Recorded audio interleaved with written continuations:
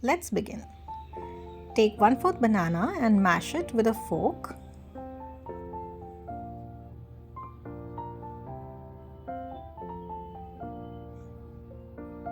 Add 1 tablespoon of whole wheat flour with a pinch of salt and cinnamon powder.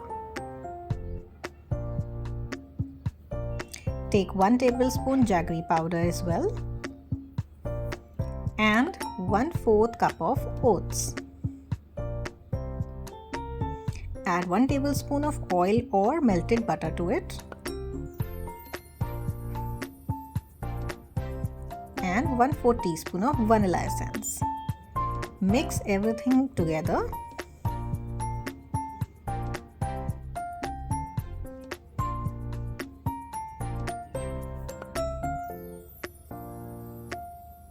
Add few chocolate chips on top and microwave this for 2 minutes.